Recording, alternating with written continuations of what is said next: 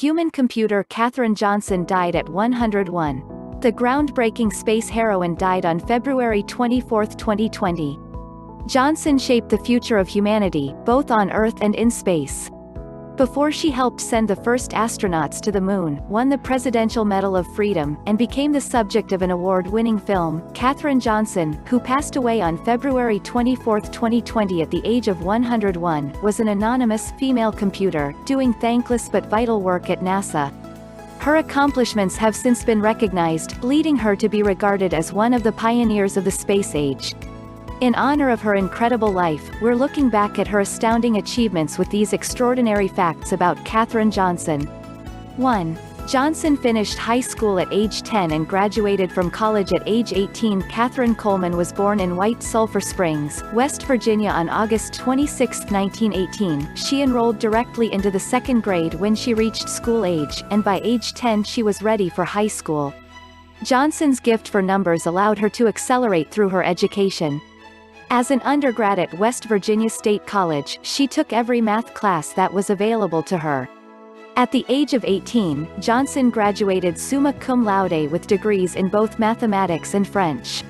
2. Johnson was one of the first black students integrated into West Virginia's graduate schools. Johnson had plans to continue her education even further. In 1939, the newly married Johnson, then known as Catherine Goebel, enrolled as a graduate student at West Virginia University after being selected as one of the first 3 black students, and the first black woman, to attend the state's newly integrated graduate school program. 3. Johnson was rejected by NASA the first time she applied. In the mid-1950s, NASA, then known as the National Advisory Committee for Aeronautics, or NACA, was looking into sending people to space for the first time, a task that required crunching a lot of numbers. Without the high-powered computers we have at our disposal today, the agency hired a team of women computers to do the complex math for low wages. Johnson was interested, but the first time she applied for the job there were no positions left for her. She applied a second time the following year and made it in. 4. Johnson was blocked for entering an all-male meeting. Johnson recalled the obstacles of being one of the first women to attend an editorial meeting at NASA.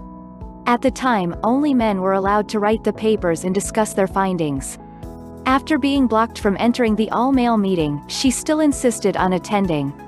Recalling the harsh experience to the Washington Post, Johnson said she responded with, "Is there a law that says I can't go?" 5. Johnson helped send the first man in space into orbit. Astronaut John Glenn may be the face most people remember, but behind the scenes, Johnson played an important part in getting him off the ground. The orbital equations used to choreograph his mission had been uploaded to a computer, but this being the early 1960s, electronic calculators still weren't a totally reliable method for handling sophisticated equations. In Johnson's role at NASA, people trusted her with their lives. John Glenn, the first American to orbit the Earth, said of Johnson, "Call her, and if she says the computer's right, I'll take it." He wanted her to double-check the computer's calculations on the re-entry of his spacecraft Friendship 7, because he preferred to rely on her instead of a machine. 6. Johnson worked on the calculations that allowed the Apollo astronauts to return home from the moon. The Apollo moon landing program was a success, and arguably one of the most famous events in the history of space travel. During the Apollo years, she helped calculate exactly how the lunar lander on the moon's surface.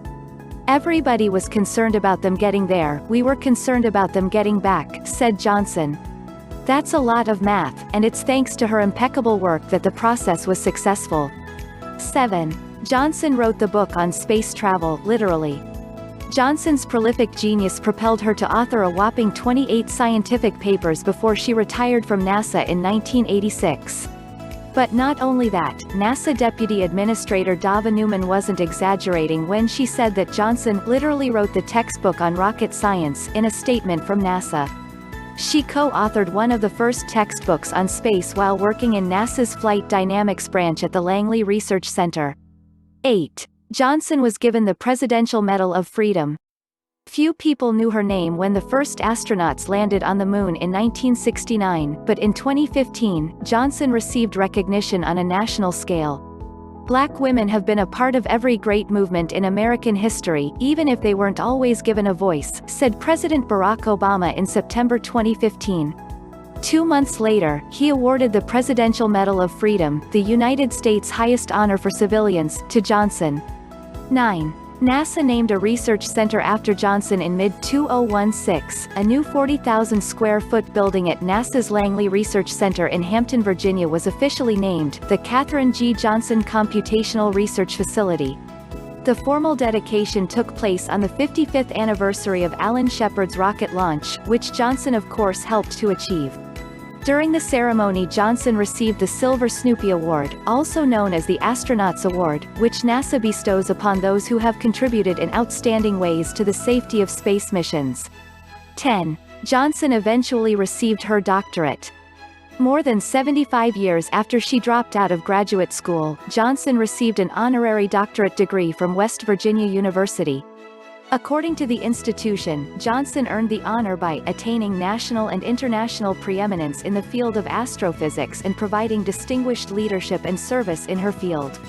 Without the contributions of Johnson and her fellow human computers, without their exceptional minds and willingness to fight for equal treatment, without their ability to swallow the small daily humiliations that came with being black women in the 1950s, 60s, and beyond in order to work for the greater good of our country, our nation might look very different.